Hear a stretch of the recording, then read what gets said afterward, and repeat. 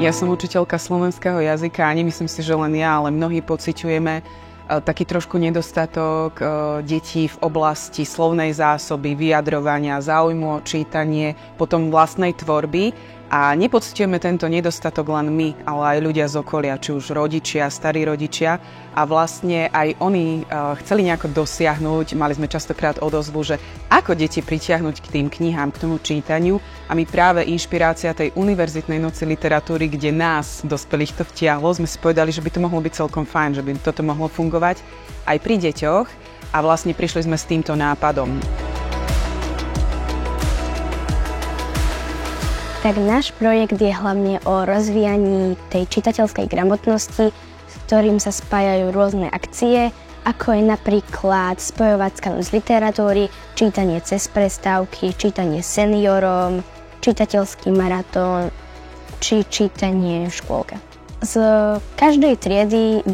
stupňa sa vybralo zo pár žiakov a čítali sa rôzne knihy. Tak presné číslo nemáme, koľko detí sa zapojilo do tohto projektu, ale časom stúpal počet, aj záujem detí, či už vypočuť si nejakú ukážku, alebo aj pridať sa do toho organizačného tímu.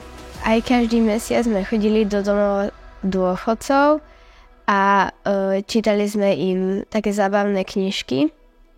Veľmi sa im to páčilo a aj oni nám chceli niečo prečítať a sedeli tam aj pri kavičke a koláčiku.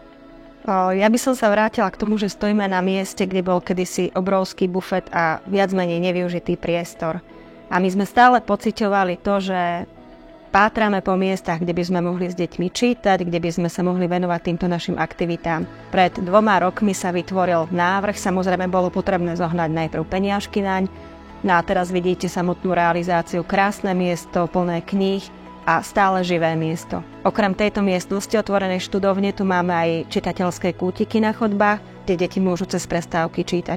Čiže tá čitateľská atmosféra, nálada, tu je úplne všade. Prichádzajú s tými nápadmi, hej, že ako to zlepšiť, ako to skrášliť, ako to urobiť atraktívnejšie, pripravujú rôzne záložky, sú super, veľmi sa nám páčilo, keď prišli ľudia z fakulty a veľakrát aj povedali, že tie decká sú možno ešte lepší, takí tí spolupracovníci alebo organizátori ako možno tí vysokoškoláci, áno, že to zvládajú úplne perfektne na úžasnej úrovni.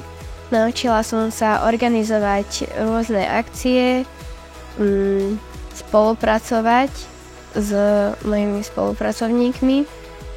Aj prekonala som strach čítať pred ostatnými ľuďmi.